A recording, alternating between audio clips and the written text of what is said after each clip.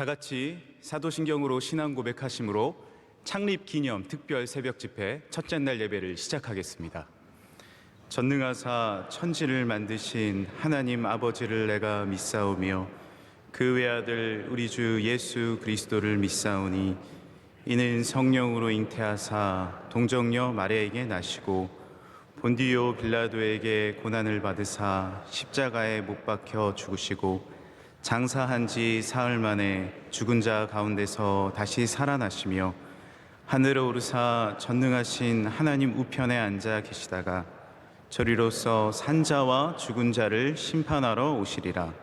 성령을 믿사오며 거룩한 공예와 성도가 서로 교통하는 것과 죄를 사하여 주시는 것과 몸이 다시 사는 것과 영원히 사는 것을 믿사옵나이다. 아멘. 찬송가 210장을 다 같이 찬양하시겠습니다. 찬송가 210장입니다.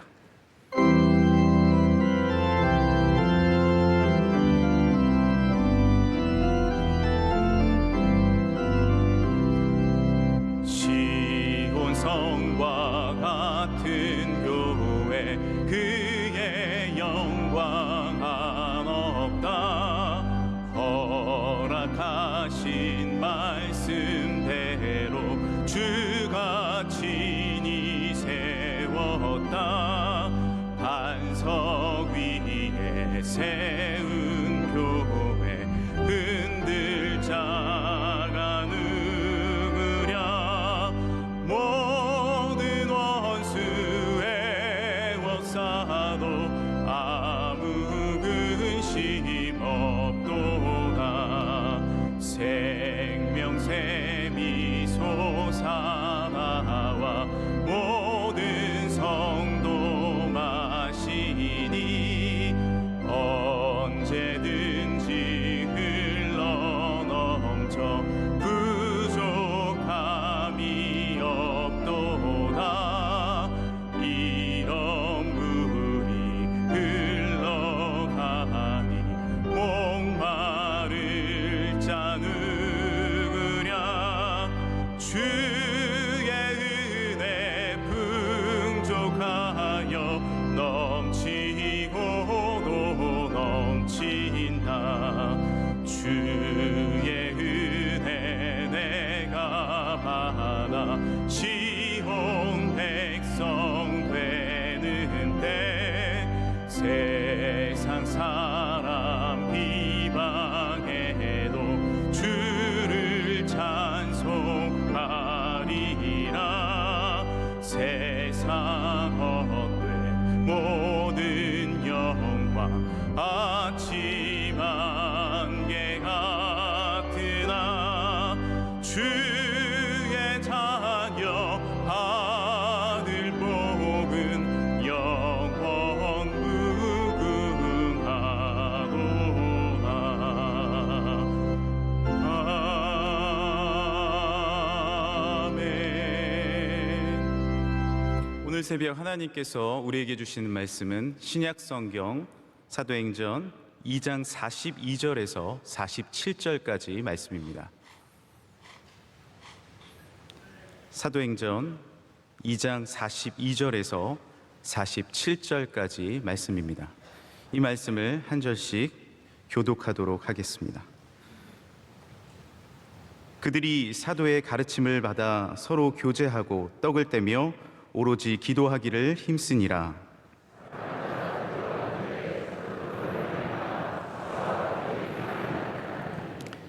믿는 사람이 다 함께 있어 모든 물건을 서로 통용하고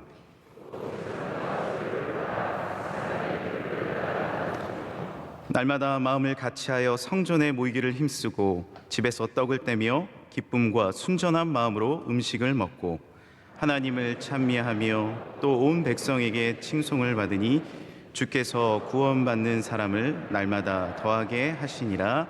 아멘. 이제 말씀으로 은혜 받는 시간입니다. 담임 목사님께서 변하지 않는 교회의 정체성 제 말씀 주실 때 큰 은혜의 시간이 될 줄 믿습니다. 아멘. 우리가 주일날 정체성에 대한 말씀을 나누고 있는데 저희 특별 새벽 집회에는 교회의 정체성을 좀 함께 얘기해 보면 어떨까라는 생각이 그런 감동이 좀 있었습니다. 교회의 정체성을 보려면 당연히 사도행전을 먼저 좀 봐야 합니다. 단어로 교회라는 단어를 찾아보면 사도행전의 5장 11절에 가장 먼저 등장을 합니다. 교회라는 단어가 등장을 먼저 그렇게 하지만 그 장소는 그렇게 썩 좋은 곳은 아니에요. 왜냐하면 아나니아와 삽비라가 하나님께 심판을 받은 후에 11절을 보면 교회와 사람들이 굉장히 놀랬다라는 그런 표현이 나옵니다. 하지만 더 구체적인 교회의 모습은 이렇게 성령 세례 이후 2장의 마지막에 가서 이렇게 등장을 하게 됩니다. 오늘 42절 말씀은 한 절로서 교회의 모습을 간략하게 설명을 하지만 43절부터 47절까지 이 말씀은 그 한 절에 나오는 교회의 모습을 좀 더 구체적으로 우리에게 설명을 해주고 있습니다.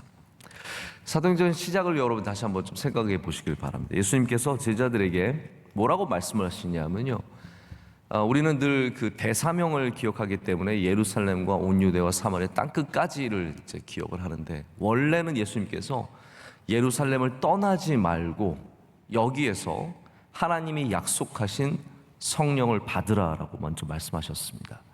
그러니까 교회가 세워지든 선교의 사명을 감당하든 예수님께서 먼저 하신 말씀은 성령을 먼저 받아야 된다라는 겁니다. 그것은 또 다른 면으로 말씀드리자면 우리 지난 주일에도 아브라함의 약속에 대한 말씀을 드렸는데, 하나님의 약속이 이루어지는 것을 먼저 경험해야 된다라는 거죠. 그리고 나서 주님께서 말씀하시는, 승천하실 때 주신 그 대사명을 붙잡고 세상으로 나가라고 말씀을 하시는 겁니다. 이 세례는 성령의 세례, 오순절 역사적인 성령의 세례입니다. 물의 세례가 갖고 있는 기능과 비슷하지만 또 성령의 세례가 갖고 있는 능력이 있고 현상들이 있었다는 것을 우리는 말씀을 통해서 잘 알고 있습니다. 성령의 세례가 제자들에게 능력을 주었고 담대함을 주었고 또 제자들의 삶의 방향을 바꾸는 능력이 되었습니다. 그래서 그들은 함께 모여서 교제했고 기도했고, 그리고 마침내 그들이 기다렸던, 하나님이 약속하셨던 성령의 세례를 받는 놀라운 사건이 일어났습니다. 성경이 교회에 대해서 어떻게 설명을 하냐면요, 특별히 사도행전은 신학적으로 설명하지 않습니다. 신학적으로 교회가 뭐 에클레시아니까 모이는 곳이고 그런 말 하지 않습니다. 사도행전을 제가 보니까 사도행전은 교회를 굉장히 기능적으로 설명을 합니다. 교회가 이런 곳이라는 거예요. 그래서 여러분이 교회가 뭐 신학적으로 예수님이 머리가 되시고, 나중에 이제 에베소서나 골로새서 같은 데 보면은 바울이 교회가 어떠한 곳인지 신학적으로 굉장히 깊은 이야기들을 많이 합니다. 함께 지어져 가는 것, 주님께서 머리가 되시고 모퉁이 돌이 되시고 이런 자세한 설명을 하지만, 기능적으로 교회가 무엇을 하는지에 대해서는 사도행전이 훨씬 더 정확하게 이야기를 하고 있습니다. 그래서 지금은 이제 교회가 세워지는 시기였고, 그 첫 모습부터 어떻게 세워져 가는지를 우리가 보게 되죠. 오늘 말씀은 베드로가 설교한 다음에 3,000명이 회심하고 그리스도인이 되는, 처음부터 그리스도인이라는 말을 쓰진 않았고 안디옥에서 이제 쓰이지만 여기선 신자, 믿는 사람이 되는 그 사건 이후에 등장을 합니다. 자, 이제 많이 늘어났어요. 사람들이 많아진 다음에 이제 어떻게 할 것인가? 이제 성경은 자연스럽게 교회가 이렇게 세워져 간다는 것을 보여줍니다. 자, 거기에 대해서 제가 4가지를 오늘 시간 말씀을 여러분과 함께 좀 나눠보고자 합니다. 첫 번째는 42절에 나오듯이 가르침을 받는 곳이 되었습니다.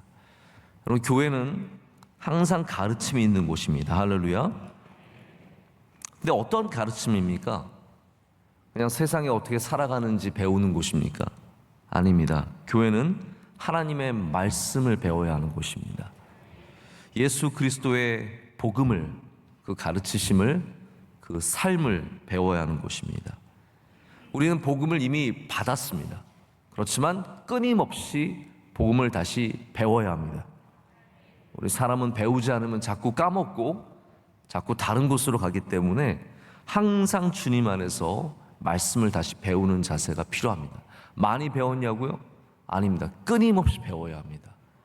원로 목사님 말씀을 몇십 년 전하시고 수만 편의 설교를 들으셨겠지만 지금도 말씀을 배우고 계시고 말씀을 들을 때마다 감동으로 받아들이십니다.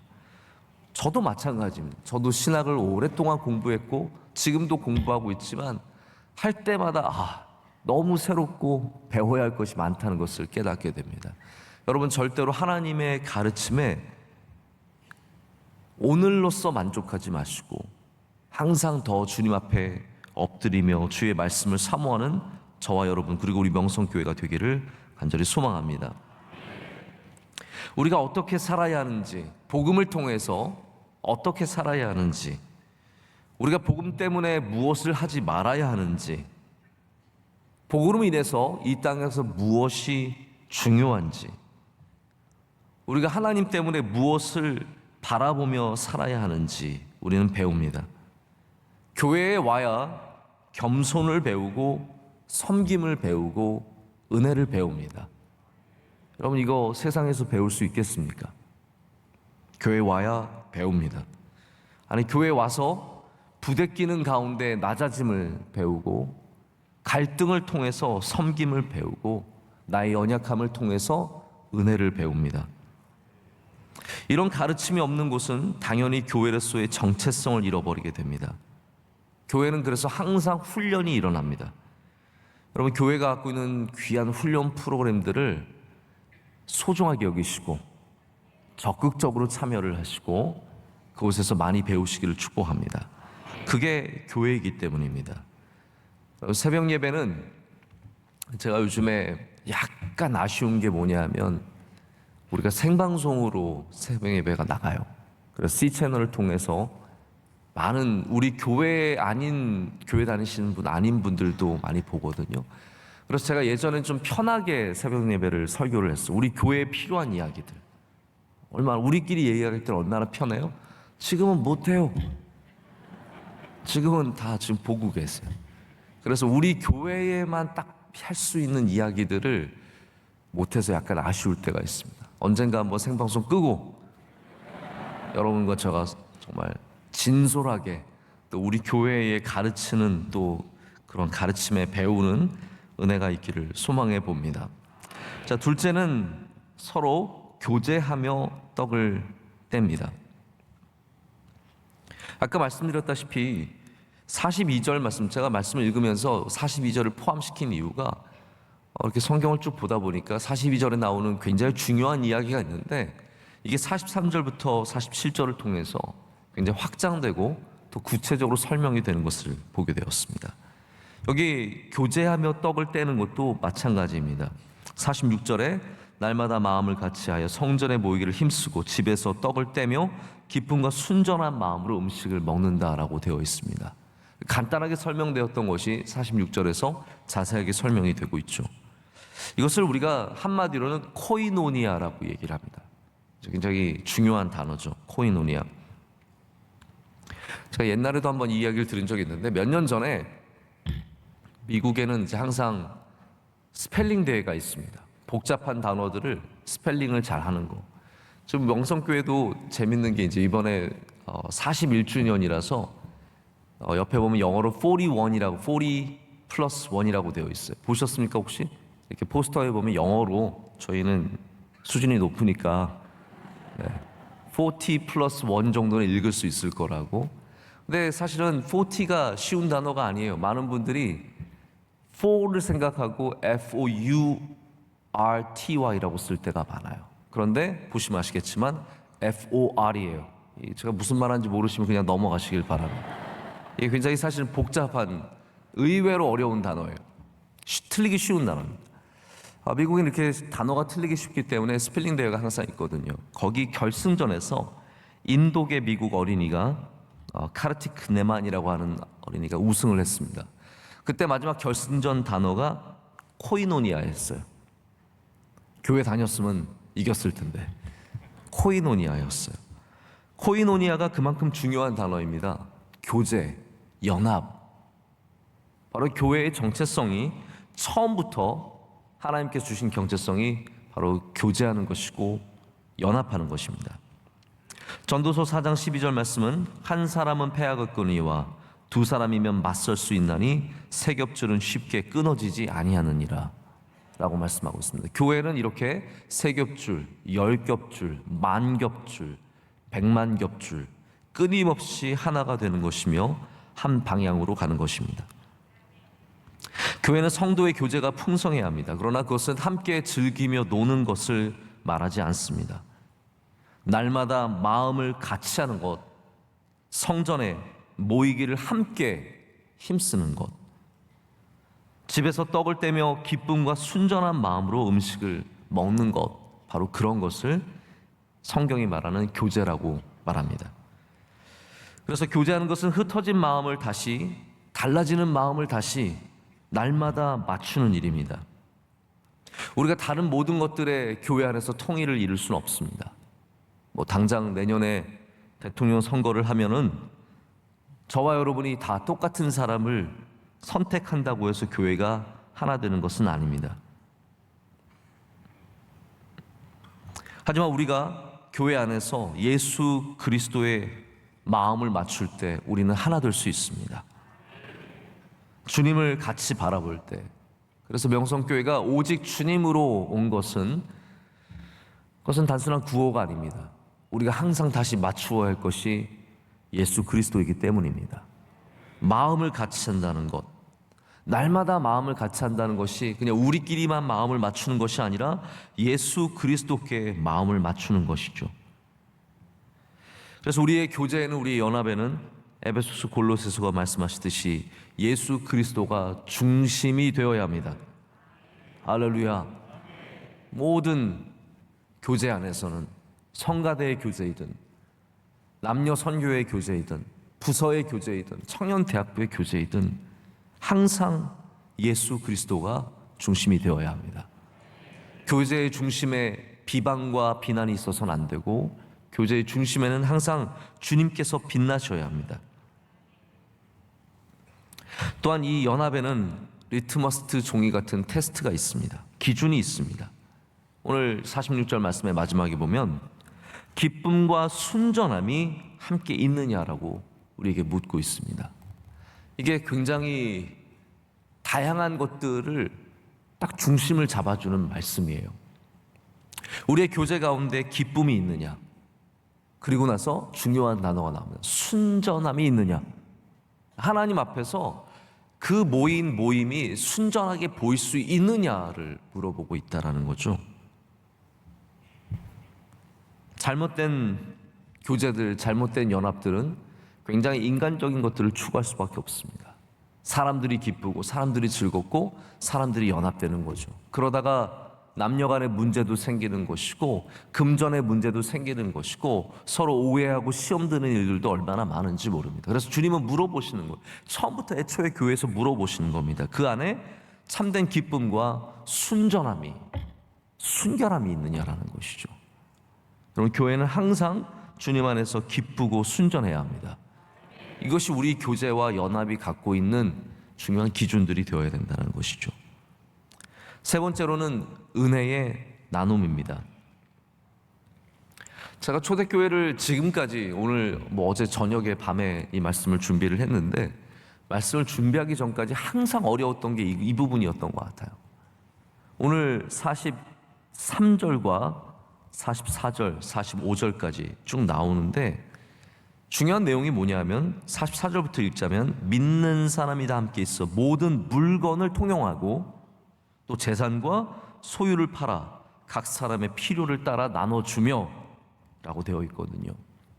이 두 절의 말씀 때문에 우리는 초대교회로 돌아가야 한다는 것을 알면서 우리가 돌아갈 수 없겠구나라는 것을 늘 생각해 보게 됩니다. 여러분, 이 말씀이, 우리 성경 말씀이 늘 진리라고 하는데, 그렇다면 우리 교회는 여러분 당장 지갑 여세요. 오늘 나가실 때 다 탈탈 털고 나가세요. 어려운 분들, 원하시는 분들 집어가세요. 이렇게 해야겠습니까? 이게 왜 현대교회는 초대교회의 모습을 갖지 못하겠습니까? 저도 이 부분이 항상 마음에 늘 걸렸었거든요. 이게 이상적인 모습이라는 것에 대해서 우리는 다 알고 있습니다. 하지만 이 부분은 조금 더 구체적으로 말씀을 드리자면 예루살렘 교회에 필요한 모습이었습니다. 예루살렘 교회에 그때에 필요한 모습이었기 때문에 하나님께서 허락해 주신 거죠. 근데 지금 이 사회에서, 이 상황에서, 우리의 현재 상황에서 똑같이 한다면 오히려 더 혼란스럽고 굉장히 교회는 복잡해지고 문제가 많이 생길 거라고 저는 생각을 합니다. 그러나 여기에 똑같이 하지 못하더라도 우리가 할 수 있는 핵심의 기준이 있습니다. 자, 이 부분을 여러분께 말씀을 드리고 싶은 겁니다. 교회는 이게 어떤 의미냐면 물질을 나누는 것보다 더 중요한 게 뭐냐면 교회는 하나님이 내게 주신 은혜를 나누는 곳이라는 말이에요. 우리는 물질을 내놓는 것만 굉장히 많이 생각을 하는데 그 핵심에는 하나님께서 너가 받은 은혜를 누군가에게 나눠주라고 말씀하시는 거거든요.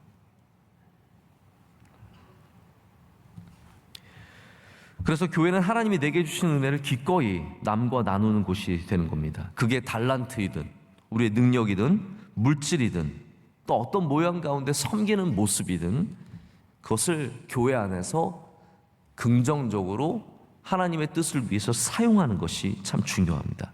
사용하지 않고 끝까지 지키는 것이 아니라 그것을 내어놓는 것이 필요하다는 것이죠. 교회 나오면서 여러분께서 아직까지 은혜를 나눌 줄 모르신다면 여러분 꼭 실천해 보시길 축복합니다. 내가 받은 은혜를 나누는 것이 하나님께서 교회에서 원하는 모습이기 때문입니다. 주님께서도 주는 자가 받는 자보다 낫다라고 말씀하셨기 때문에 그 복을 누리셔야 합니다. 우리는 교회에 와서 항상 내가 받은 귀한 은혜들을 나누기 위해서 힘써야 합니다. 마지막 네 번째로는 기도하기에 힘썼다라는 말씀을 보기를 원합니다. 힘쓰는 것은 무엇입니까? 열심을 내는 것이죠. 그래서 46절에는 성전에 모이기를 힘썼다라고 되어 있고요. 47절에는 하나님을 찬미했다라고 되어 있습니다. 자, 기도에 힘쓰고 성전에 모이기를 힘쓰고 하나님을 찬미했다. 이렇게 각각 있는 다른 것들을 모아보면 무엇이 됩니까? 예배가 되는 겁니다. 초대교회는 예배하는 데 힘쓰는 주님의 귀한 믿음의 공동체였습니다. 할렐루야. 예배가 무엇입니까? 이렇게 모이기를 힘쓰고 기도하기를 힘쓰고 또한 하나님을 찬양하고 찬미하는 일입니다. 그래서 교회의 정체성은 당연히 반드시 함께 모여 예배하는 것이 되어야 합니다.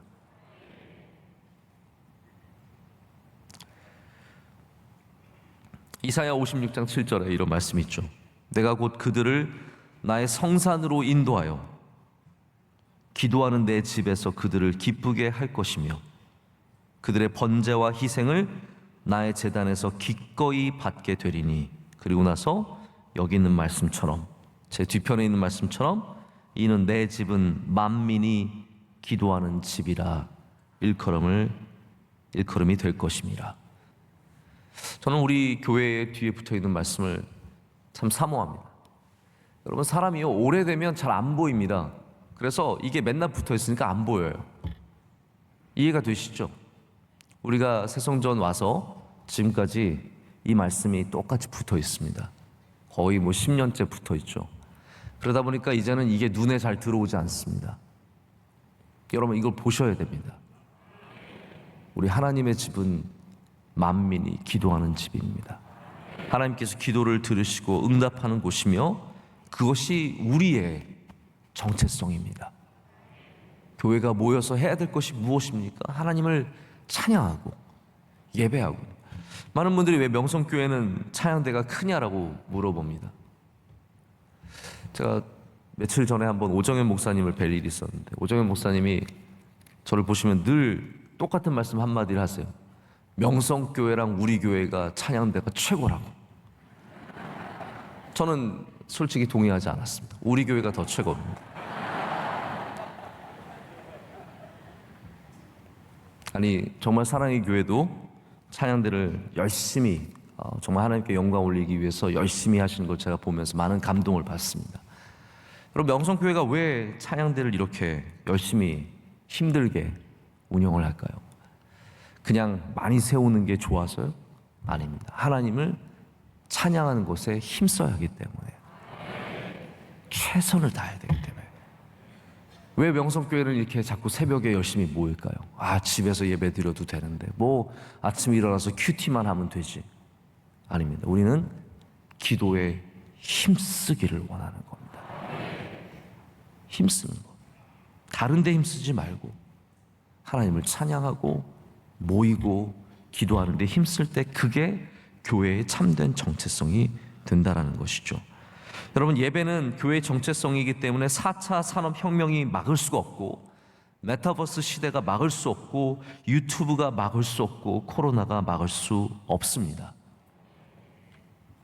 저는 10년 뒤에도 20년 뒤에도 우리 교회의 정체성이 이와 같기를 원합니다. 오늘만 이런 정체성이 아니라 10년 뒤에도 똑같아요. 정체성이라면. 지금 남자의 정체성이 10년 뒤면 여자로 바뀝니까? 우리의 정체성은 10년 뒤에도 똑같아야 되고요, 20년 뒤에도 똑같아야 합니다. 우리 교회는 끊임없이 은혜를 나누며 기도하기에 힘쓰며 말씀을 배우며, 할렐루야, 주님을 찬양하는 교회가 되어야 된다는 것이죠.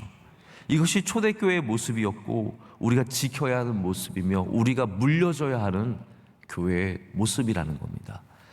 여러분, 시대는 중요합니다. 저도 시대를 읽는 눈을 갖기를 원하고, 시대를 맞춰서 가는 것도 참 귀하다라고 생각을 합니다. 그러나 그것이 정체성이 없는 변화라면 거기에는 아무런 능력이 없습니다.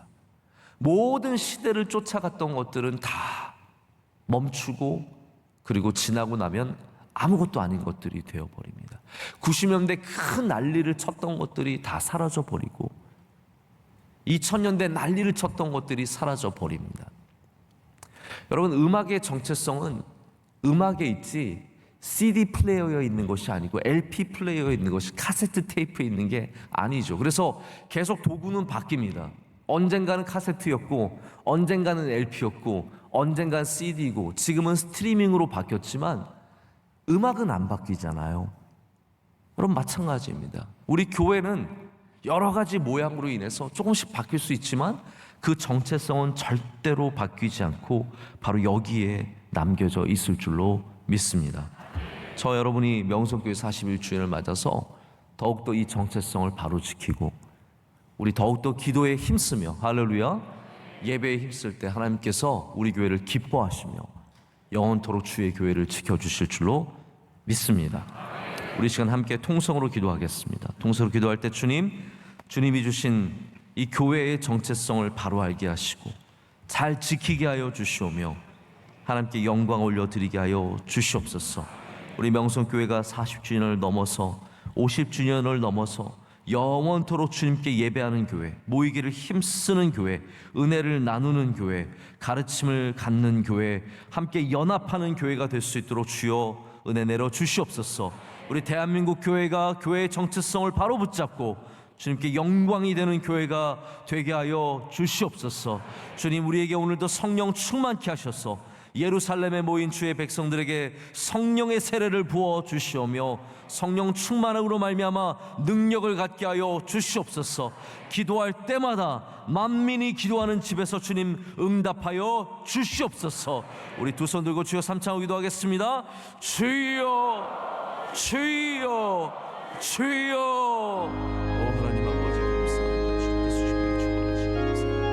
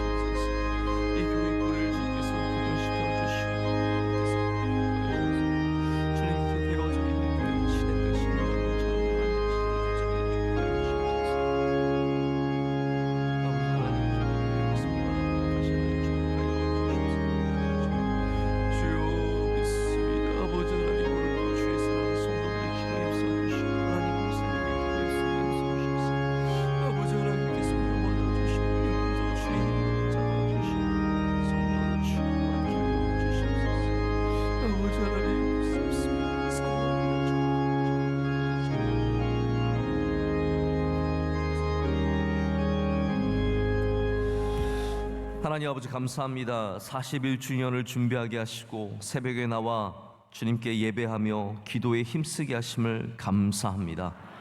하나님, 우리 교회가 세워질 때부터 주셨던 정체성, 말씀의 배움과 성도의 온전한 교제와 은혜의 나눔과 기도와 예배에 힘쓰는 일들을 지키게 하심을 감사합니다. 영원토록 이 정체성을 잃지 않게 하여 주시오며 하나님께 영광이 되는 교회가 되게 하여 주시옵소서. 성도들 힘을 내어 나왔습니다. 힘쓰며 기도합니다. 주님, 우리를 불쌍히 여겨 주시오며 주의 장중에 붙잡아 주시옵소서. 능력을 더하여 주시옵고 은혜를 더하여 주시오며 우리에게를 날마다 모든 곳에서 주님께서 인도해 주실 줄로 믿습니다. 한국교회에 은혜 내려 주시오며 세계교회 위에 은혜 내려 주시오며 우리 명성교회가 조금이라도 교회의 보탬이 될 수 있는 그러한 교회가 될 수 있도록 주님, 우리와 함께하여 주시옵소서. 오늘 예배를 섬기는 주의 종들을 기억하여 주시옵소서. 안내하시고 봉사하시고 차량 봉사로 수고하고 여러 가지로 수고하는 주의 종들이 많이 있습니다. 사회하시고 인도하시고 또 기도하신 주의 종들도 있습니다. 주님께서 일일이 기억하여 주시오며 만복을 내려 주실 줄로 믿습니다. 준비위원회와 함께하여 주시옵고 모든 성도들 한 명 한 명 창립기념주일을 준비하며 기도할 때 주님께서 우리의 모든 정성 가운데 영광 받아 주실 줄로 믿습니다. 원롱사님 강건하게 붙잡아 주시옵고 주의 모든 종들에게 주님께서 성령을 충만히 내려 주시옵소서. 하나님, 이 땅 어려운 땅에 주님께서 주의 긍휼을 베풀어 주시고 회복하게 하여 주시옵고 우리 명성교회가 이 땅을 위해서도 쓰임받을 수 있도록 주님께서 선교의 기주로 삼아 주시오며 주의 능력으로 붙잡아 주실 줄로 믿습니다. 오늘도 세상으로 나갈 때 주님 우리와 동행하여 주시옵고 어디를 가든지 믿음의 정체성을 잃지 않고 주님께 영광 올려드리는 주님의 아름다운 백성들이 다 되게 하여 주시옵소서. 이 모든 것을 주님께 감사함으로 아뢰옵고 우리를 사랑하시는 예수 그리스도의 이름 드리며 이제는 우리 주 예수 그리스도의 크신 은혜와 하나님 아버지의 영원하신 사랑과 성령님의 함께하시며 임재하심이 주님을 붙잡고 교회의 정체성을 세워가며 나가는 주의 모든 사랑하는 백성들 가운데 이제로부터 영원토록 함께하시기를 간절히 축원하옵나이다. 아멘.